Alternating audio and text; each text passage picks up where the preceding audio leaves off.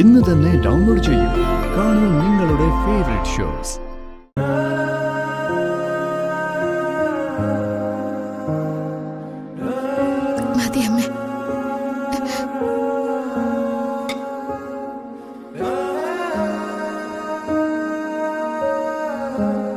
മോളെ, ഞങ്ങള് ജ്യോതിയെ വിളിച്ചില്ല.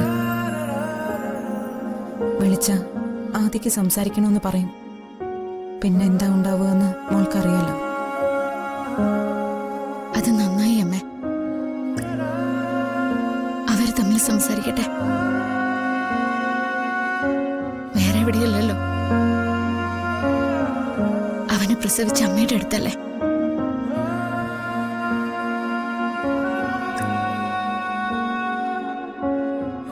എനിക്ക് അമ്മയുടെ കാര്യം ഓർക്കുമ്പോഴാ സങ്കടം. എന്റെ ജീവിതം സേഫാക്കാൻ വേണ്ടി അമ്മ എന്തൊക്കെയാ ചെയ്തു കൂട്ടുന്നത്. എന്നിട്ട് വല്ല ഫലമുണ്ടോ?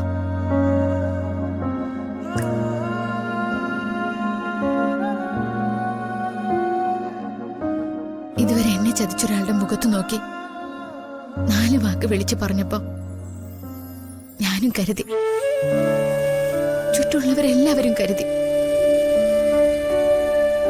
ഇതാ നിത്യ രക്ഷപ്പെട്ടിരിക്കുന്നു എന്ന്. പക്ഷെ ദൈവം വെറുതെ ഇരിക്കോ?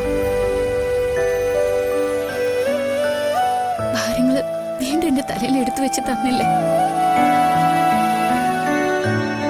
ചുമക്കാൻ പറ്റാത്തത് എടുത്തു വെച്ച് തന്നില്ലേ. മതി, നീ ഇങ്ങനെ ഓരോന്ന് പറഞ്ഞുകൊണ്ടിരുന്നാൽ നേരം വെളുക്കുന്നത് വരെ നിർത്തില്ല.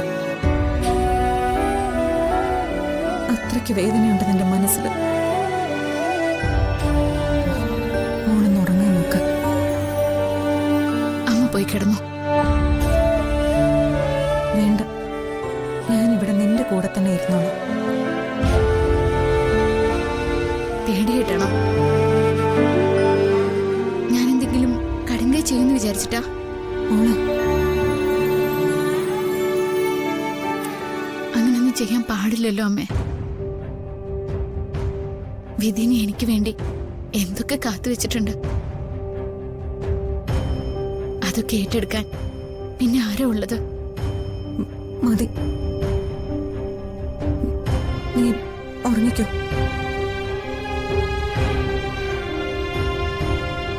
അമ്മേ, ആ ഇട്ടിരിക്കുന്ന ഡ്രസ്സിലല്ലേ ആദ്യം കൊണ്ട് ഇവിടുന്ന് പോയത്? അവനവിടെ മാറ്റാൻ എന്തെങ്കിലും ഉണ്ടോ? അവന്റെ പുസ്തകങ്ങളൊക്കെ ഇവിടെയല്ലേ ഇരിക്കുന്നേ? അമ്മേ, അതൊക്കെ എടുത്ത് ശരവണന്റെ കയ്യിൽ കൊടുത്തു വിട്ടാലോ? ഒന്നും വേണ്ട മോളെ, നാളെ നേരം വിളിക്കട്ടെ. അതല്ല അമ്മേ, അവര് ചിലപ്പോ ഇങ്ങോട്ട് വിളിക്കണമെന്ന് കരുതുന്നുണ്ടാവും. അതിന് ചിലപ്പോ ബുദ്ധിമുട്ട് തോന്നിയിട്ടാണെങ്കിലോ? ഒന്ന് കൊണ്ടുപോയി കൊടുക്കാൻ പറമ്മേ. അത് നമുക്ക് മോളെ, നീ ഇപ്പൊ ഒന്ന് കിടക്ക്. വാ, കിടക്ക്.